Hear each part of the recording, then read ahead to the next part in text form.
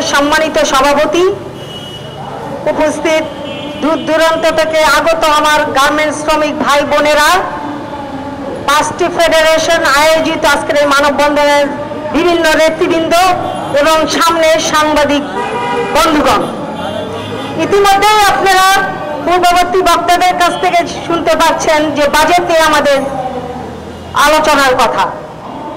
যে বাজেট এসেছে আসলেই আমরা শঙ্কিত। সত্যিকার অর্থে এখানে গার্মেন্টস শ্রমিকদের জন্য কি বরাদ্দ আছে? সামাজিক সুরক্ষার আওতায় 3 ধরনের ভাতা বৃদ্ধি, এখানে গার্মেন্টস শ্রমিকরা এর আওতার মধ্যে পড়ে কতটুকু তারা পাবে, কতটুকু তারা ভোগ করতে পারবে, আমরা শঙ্কিত।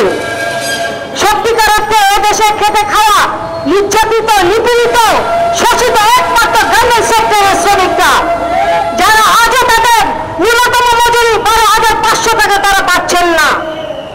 আমরা এটা নিয়ে যেমন শঙ্কিত, সামনে এই বাজেট নিয়ে আমরা আরো বড় ধরনের চিন্তিত আছি। এই শ্রমিক শ্রেণী কোথায় যাবে? তারা কোথায় গিয়ে দাঁড়াবে? এই বাজেটের মধ্যে আসলে তাদের জন্য কিছু কি আছে, না শুধু ধোঁয়াশা? স্বৈরাচার যে সাবেক প্রধানমন্ত্রী, সে বিগত বছরগুলোতে এদেশ থেকে যে লক্ষ লক্ষ কোটি, হাজার কোটি টাকা পাচার করে নিয়ে গিয়েছেন, সেটারও আমরা সুনির্দিষ্ট কোনো আলোচনাই পাচ্ছি না। সেই টাকা কিভাবে এদেশে ফিরিয়ে আনা হবে সেটার ব্যাপারে আমরা এখনো উদাসীন। কেন আমরা উদাসীন?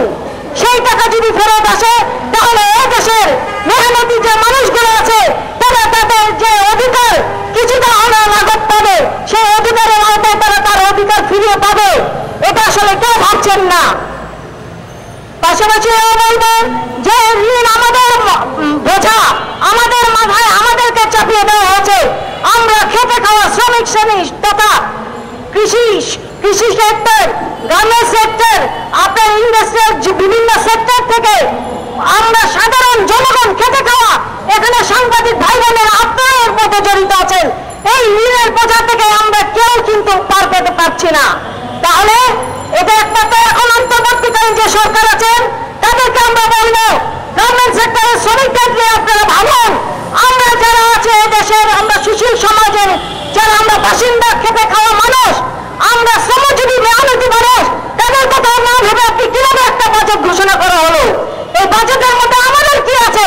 আমরা কি পাবো? আমরা শুধু কি ঋণের বোঝা মাথায় নিয়ে সারাটা জীবন